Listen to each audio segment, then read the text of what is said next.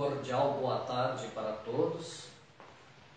Hoje, 29 de novembro do ano de 2016, é um grande prazer estar aqui de novo neste canal, que aliás começou com uma brincadeira, né? Que foi o primeiro vídeo que a gente gravou, crer ou não crer, eis a questão. E é justamente sobre esse assunto que nós queremos falar um pouco mais, porque ficou com certeza algumas dúvidas no ar com relação a esse primeiro vídeo, que foi de 6 minutos e alguns segundos. Quando a gente falou a Bíblia do Diabo, para algumas pessoas pode ter ocasionado um certo impacto, né? Como se fosse alguma coisa muito maligna. Mas a história da suposta Bíblia do Diabo começou na Idade Média, num mosteiro, onde os monges reclusos ficavam, estudavam, e um monge, especificamente um monge, afrontou muitas coisas, fez muitas coisas equivocadas, muitos pecados, segundo o abade superior do mosteiro. E aí a comissão de julgamento chegou a um veredito de que este monge teria uma sentença muito cruel. E a sentença que ele recebeu seria morrer emparedado. Como que colocassem ele numa cela e esta cela fosse fechada, fosse cimentada por completo, deixando-o morrer à míngua ou morrer emparedado, que era uma morte cruel, pois leva muito tempo para um ser humano morrer dessa maneira, né? Imagina o desespero, imagina a angústia, imagina o quadro emocional de uma pessoa emparedada. Seria uma das piores torturas imagináveis para um ser humano, e essa tortura infelizmente havia, e num lugar onde não deveria de haver, onde deveria de haver só o amor, só a pregação daquilo que o Mestre Ascensionado Jesus havia pedido: amai vós uns aos outros. Mas daí o abade superior lançou um desafio a esse monge: se você até amanhã cedo escrever um livro, tipo uma Bíblia, de tantas páginas, de tanta espessura, tipo seria 90 centímetros de altura, que naquele tempo tudo era escrito à mão, não havia a imprensa. Se você fizer esse livro até amanhã, você te livra do emparedamento. E por incrível que pareça, no outro dia, o monge estava com o livro pronto. Ninguém soube da onde, ninguém soube como ele conseguiu esse grande intento. Daí correu o boato que ele havia feito um pacto com o diabo e que o diabo ajudou ele a escrever esse livro. Ninguém sabe ao certo como e qual a maneira, como ele conseguiu esse feito e acabou se salvando, né? Não foi emparedado e continuou a sua vida, né?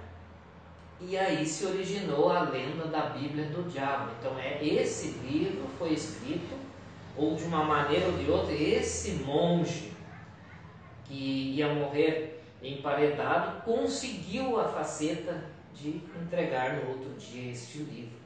Então, deste livro que a gente extraiu os 7 mandamentos, que a gente fez uma análise com relação aos mandamentos de que Moisés supostamente recebeu do Deus imaginário dele, né?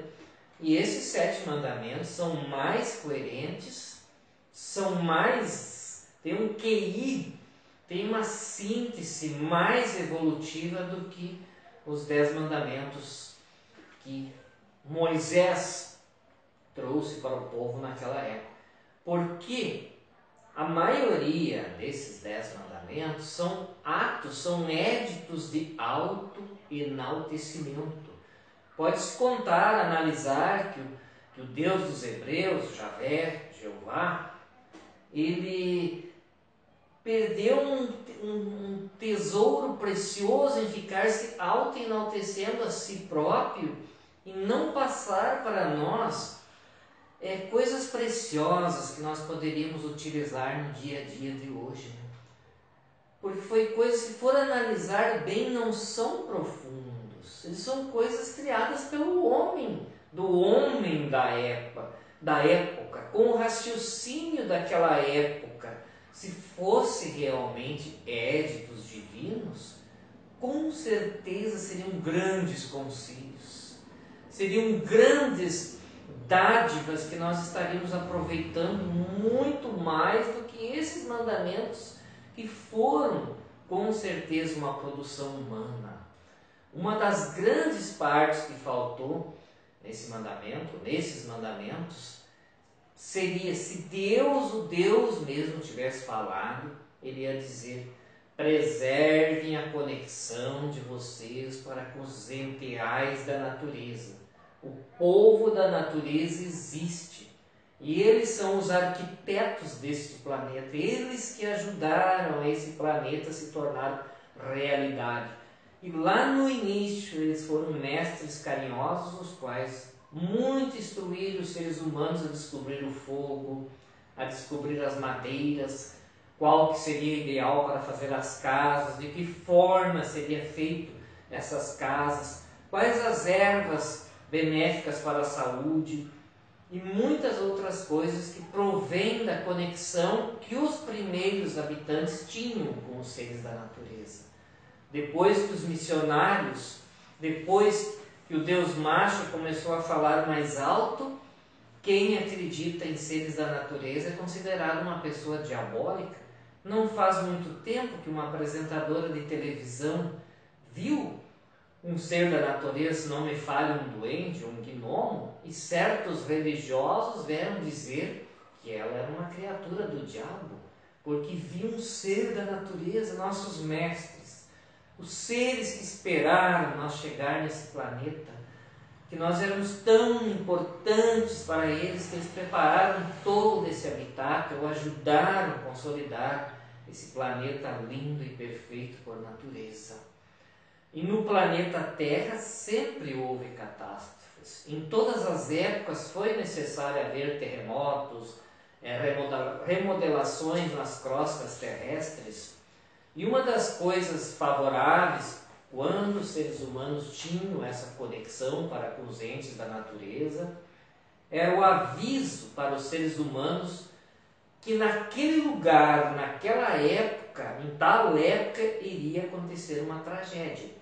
Aí os entes da natureza comunicavam aos videntes, principalmente ao povo sumeriano, que preservava a conexão com a luz original, e os sumerianos vinham avisar as pessoas daquele local: olha, daqui a 10 anos, mais ou menos em tal época, esse lugar vai sofrer um terremoto, um tsunami ou algo assim, vocês se mudam para tal lugar ou tais lugares que lá vocês não serão atingidos. E os seres humanos obedeciam e se mudavam. E quando chegava aquela época, realmente aconteciam as catástrofes. O exemplo clássico é os pássaros e os animais. Quando está para acontecer uma tragédia, uma desgraça, para se abater sobre um lugar, os pássaros e os animais se mudam. Eles desaparecem, eles vão indo embora, porque eles ainda têm essa conexão com os ideais da natureza. E os seres humanos, por seguir um Deus, produção humana hebreia, estão medíocres, nós todos, eu, tu, nós, vós, eles, estamos medíocres e de mãos vazias. Não temos mais a conexão, não podemos mais receber a informação que este lugar vai acontecer uma tragédia. Quantas vidas, quanto choro, quanto ranger de dentes poderia ser evitado. Volto a repetir, por causa de uma fé cega, por crer num Deus que é produção humana, nós estamos medíocres e de mãos vazias. Deveria de constar, se fosse realmente uma obra divinal, essa instrução deveria de ter para os seres humanos. Deus não ia esquecer porque ele não é esquecido. E você pode ver que sofrimento, angústia, agonia, dor, raiva, etc., é inerente de ser humano.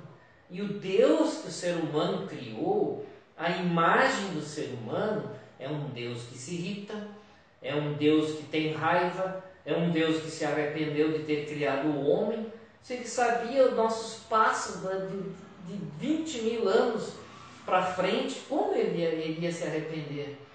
Se ele sabia todas as nossas travessuras, que nós iríamos errar, nós iríamos acertar, nós iríamos aprender, então como ele iria se arrepender? Esse Deus, o Deus verdadeiro, não sente a emoção, a raiva, a fúria que o ser humano sente. Isso é inerente de ser humano. Um ser superior não sente isso. Aí está a prova contundente que foi o homem.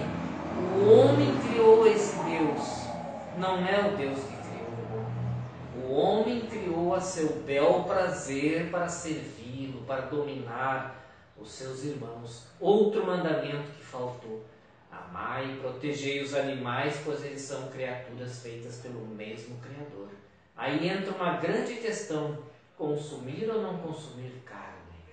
Eu não diria, eu não sou contra, porque eu ainda consumo também carne, mas eu diria assim: por que não ter nós recomendado que fôssemos coerentes e quando viesse uma era tecnológica, o mínimo que o ser humano pode fazer em agradecimento aos animais pelo grande sacrifício que eles dão de dar a vida para nós alimentar, era existir uma lei que no mínimo uma anestesia fosse dada nesse animal, que a morte dele fosse indolor.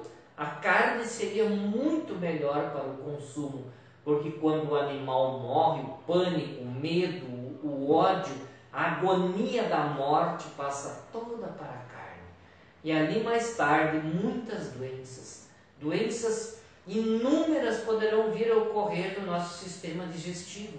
E sem contar que nos embrutece, nos deixa mais broncos, essa vibração negativa que o animal transmite para a carne. E se a sua morte fosse indolor, com certeza a carne seria mais saborosa e teríamos muito menos cânceres e problemas terríveis intestinais que nos assolam, as doenças da vida moderna. Teria muito mais a falar ainda, né? Muito mais a falar, mas o nosso tempo está se esgotando. A paz, a luz e o amor do Pai e da Mãe estejam presentes nos vossos corações e nas vossas mentes. E daqueles que voltaram à casa paterna, porque hoje é 29 de novembro e ocorreu a tragédia do desastre aéreo do time da Chapecoense de Santa Catarina. Mãe Divina, Pai Divino, acolha esses irmãos de volta à tua casa. Conceda a eles a luz, a paz, o consolo, e a luz, a energia e a paz e a misericórdia para os seus familiares que ficaram aqui na terra sofrendo. Isso prova mais uma vez que nós apenas estamos passando por aqui. Todos nós somos pacientes terminais a curto, a longo e a médio prazo. Assim seja assim.